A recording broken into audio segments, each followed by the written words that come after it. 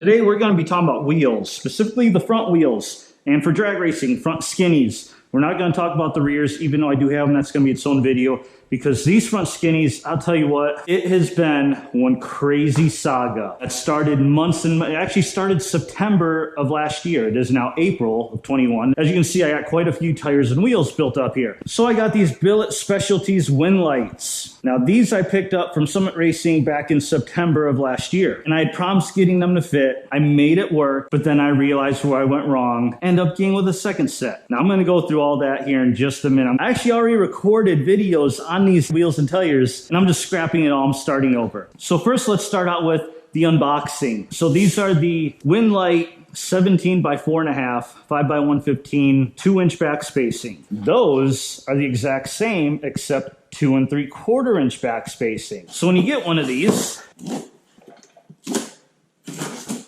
that's the box it comes in. Comes nicely wrapped here.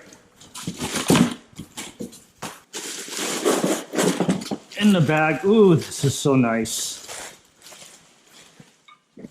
So here it is. This is how they come. A little warning sticker.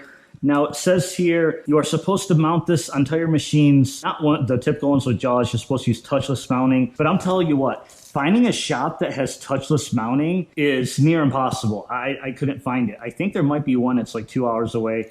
Everyone I talk to says it's really overkill. You don't really need it, which is why most shops don't have it. And so like those I had mounted at a regular shop and they're fine. They didn't damage the wheels at all. So now let's talk about why I have two sets of these. So these first ones, I'll take most of the blame, but I am going to put a little blame on Billet Specialties because they were absolutely zero help with this. So I called them, and they sell a front skinny wheel for the Challenger, but it is an 18-inch. It's an 18 by 5. And that's because most Challengers, most Scats, Hellcats, they have the 6-piston Brembos. A 17 won't fit. But this is a 1320. It comes with 4-piston Brembos on the front, just like the Demon did, because it's made for drag racing. So it doesn't need the 6 pistons. And because it has the 4 pistons, a 17-inch wheel will fit. So now before I ordered it, I did contact Billet Specialties. I was like, hey, this is what I got. I know a 17-inch wheel will fit, and I see you have a couple different kinds. I just want to verify that I have the right specs, got the right one, this and that, blah, blah, blah.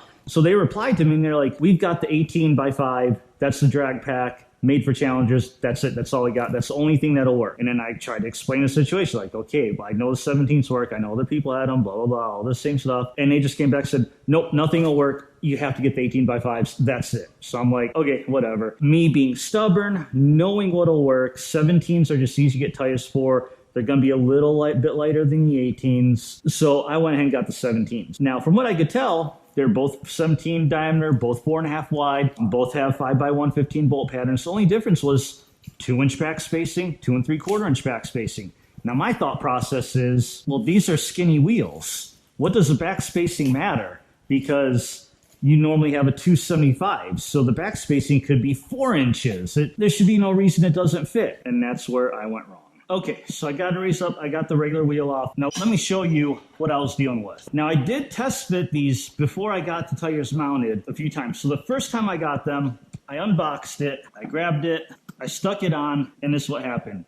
It's hitting the front of the brake caliper. So diameter-wise, just like I knew, the 17-inch fits. But the wheel is not hitting the rotor at all, and this is already hitting the caliper. So obviously, that ain't gonna work. So then I thought, what can I do? So I was like, well, all we need to do is push the wheel away from the brake caliper. So what if we look at some spacers? And there's not that much distance in here, so it should be okay. And these are track use only. I will never use these on the street. So I took these off. And then I found these spacers from Speed Logics. They make a 1/4 inch and 1/8 inch spacer, and these are specifically for the Challenger. So they're a 5 by 115 bolt pattern. I was like, all right, perfect. So first, just to check it out, I got the 1/4 inch, threw them on. One wasn't enough, so I tried both on one side, and it cleared it, but it was too much. So I'm like, let me get the 1/8 also and combine them, and that's what I had to do. Now, I know you're probably not supposed to do that. It's probably bad, but again, this is going to be track use only. I'm never going to drive these skinnies on the streets. That's why I bought bi-applied tires. So I got the spacers on there, and then I'm like, all right, let's try this out. So now I put it on here, and now it's actually hitting the spacers, and look at that. It clears the caliper. We're good. We're all right. We're good to go. So I spin it, and then I hear something. I'm like, what the heck is that? Why am I having problems? Well, turns out, check this out. The valve stem is now hitting the caliper, and that's what that mark is from. But luckily, I found a simple fix. It's barely hitting, and the valve stem is this little hex-shaped one, and it's that hex that sticks out just enough. So if you take that off, it clears. No rubbing at all. It spins. Everything is good. I'm like, finally, this will work. So I got the tires mounted. So now I'm thinking, okay, good, I'm all set. I've got my wheels, I've got my Skinnies, we're all good to go. But I just didn't feel right about it. And let me show you why. Now, obviously, we have the spacer issue. This is where I had a problem with it. So there's two types of wheels. There's hub-centric and lug-centric. And what that means is the two different ways that a wheel gets centered on your hub and rotor. So most wheels are hub-centric. This is the hub. It means that that hole, this little opening right here, fits perfectly on this hub.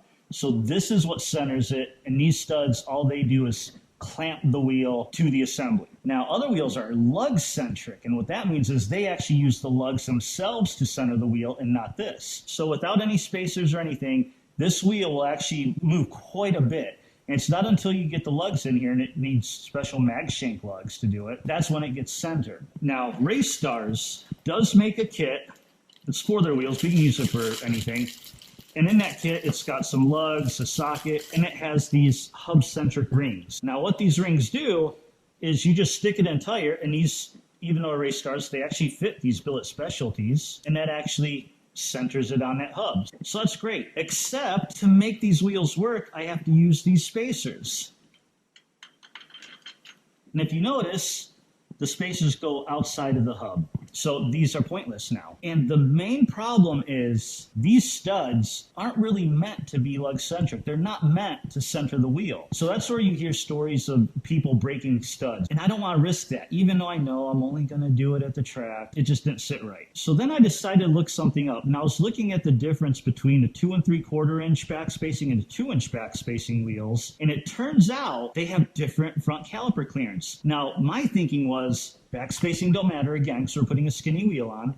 My thought was this is the same on both wheels, and the only difference is, if you can imagine, is this face of the wheel would be either further in or further out. So the 2-inch backspacing, that face would just be farther in, and on this one it's farther out, and that would be the only difference. Now, you know what they say about assuming, and that's what I did. And turns out I was wrong. So let's compare the wheels. So first, let's check out the face. And honestly, they don't really look much different. So if you look, the face is actually the same. It's in the same spot of the wheel. Not what I was thinking. And I'm not a wheel expert, so wheels may not be made like that. But let's take a look at the back. Ah, this is where we got the difference. Take a look at this. So the way they get their backspacing difference isn't by moving the face in and out.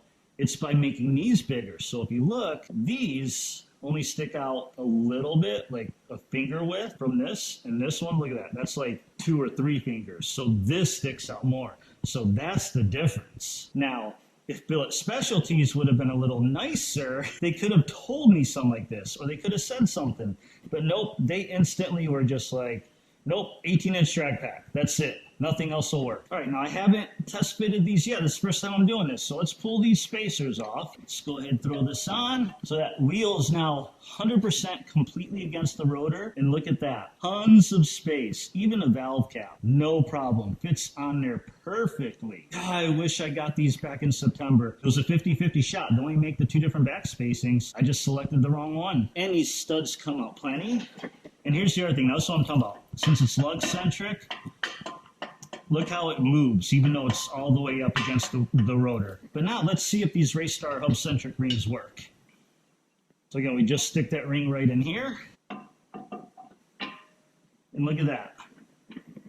No play at all. So now I no longer need these spacers. I no longer have to take the valve cap off. Everything's peachy. Okay, now really quick, one other thing I want to talk about, since we're talking about wheels, we just talked about hub-centric and lug-centric, and I mentioned the lugs. So here is the stock wheel, and if you can see the stud holes, it's got a conical shape to it, and that's because you use these acorn nuts, and you see they're conical shaped. So it just fits perfectly against that and clamps the wheel to the rotor. Now with lug-centric wheels, you can't have that. You need this mag shank. So instead of clamping just from the face of the wheel to the rotor, it actually has to fill in the gap between the stud and the hole. So it has these and it's flat. And because, and you notice in here, if you can see, hopefully you can see, you actually might be able to see better on this wheel because it's not as deep.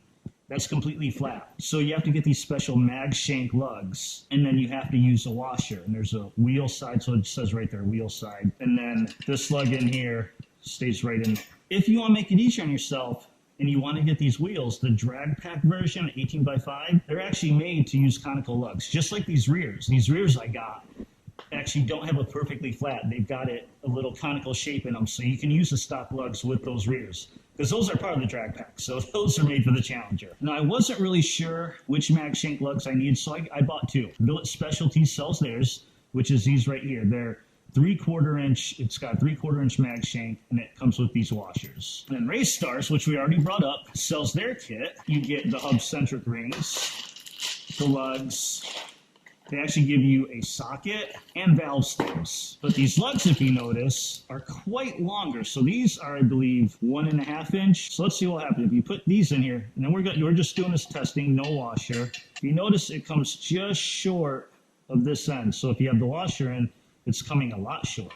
Let's try this longer one. I wonder if this is going to be any better. Okay, this longer one definitely will not work because this is against the face. So it would have to be at least like that. But we would need tons of washers, so we can't use that. You can see it's a little over 1/4 inch from the end here. So that means when these are in, it'll get to about right there, which is more than enough thread engagement. And if you didn't think so, so you have this like lighter gray part and this darker gray. Well, the stock lugs only actually get to right here. So none of this is actually engaged. All right, so now before we get everything mounted up at the tire shop, I want to get a couple weights because there's one other thing I did different. Okay, so we all know I'm crazy about weight. That's a big part of why I want the skinny wheels and why everybody does, because it's less weight, less rolling resistance, especially on the front end of the car. Now, when we get these new ones mounted, we're going to weigh all three of them. The stock versus this to see what the combined total weight of each is and what the difference is.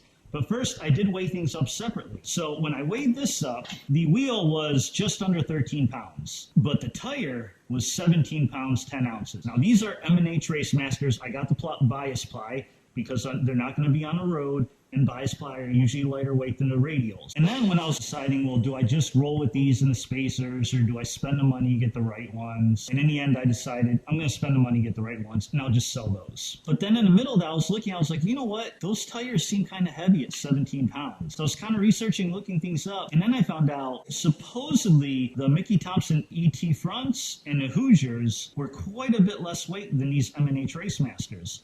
Now, I originally got the Mickey Thompson ET fronts because I got Mickey Thompson ET Street R's on the rear, so why not keep it all the same? But nobody has them in stock. But they got the Hoosiers in stock, so I went with the Hoosiers. So let's weigh things up. So first, just the wheel. Now, I expect this should weigh a little bit more because this comes out more. That means there's more aluminum on this. And just as I thought, these are a tiny bit heavier than the 2 3/4 inch backspacing, but not by much. We're talking a few ounces. But now, let's check the tire. Look at that. This Hoosier, 11 pounds, 11.6 ounces. This tire is almost 6 pounds lighter weight than Racemasters. So this is kind of a win-win. Yeah, I had to go through this whole hassle, but in the end, I ended up getting a lighter tire.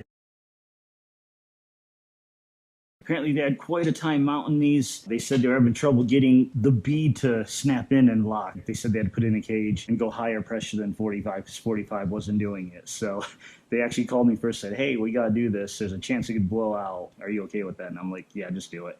See, sidewalls are skinny. I tell you what, these are like balloons, dude.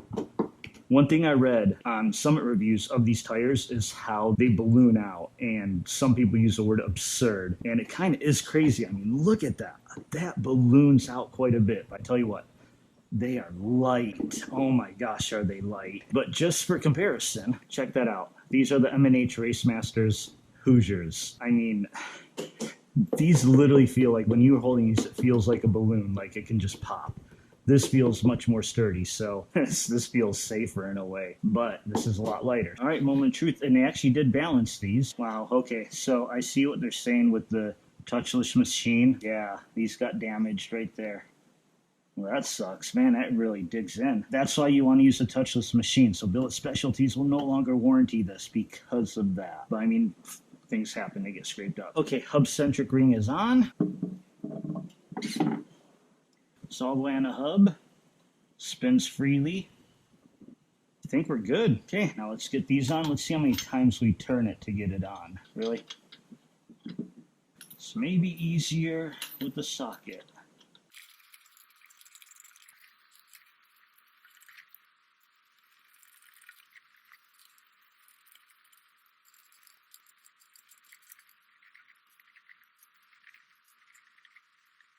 Now, one thing to note, with these washers, they're a bit concave like this, so you actually tighten it quite a bit than what you would normally be used to because it flattens these out a bit. Time to take it down. Okay, final thing. Let's weigh up to see the difference. First stock wheel with stock size tire, 59.4. So this Nitto tire is a little heavier than in stock Nexans. Next, let's look at my original setup with a 2 3/4 inch backspacing M&H Racemaster. All right, 30 pounds, 6 ounces. Now, 2-inch backspacing with the Hoosier, 24.8. So this Hoosier setup is almost 6 pounds lighter than the M&H Racemaster. The stock one was 59.4, so that's almost 25 pounds each side. That's 50 pounds total between the two sides. All right, let's get this last one mounted up and get this video done. Okay, last tire is on. Let's go ahead and lower it as we finish this video out. Hopefully this will saga all my mistakes. You learned some from it. Don't do what I did. As usual, like, comment, subscribe, and I'll see you next one. Peace.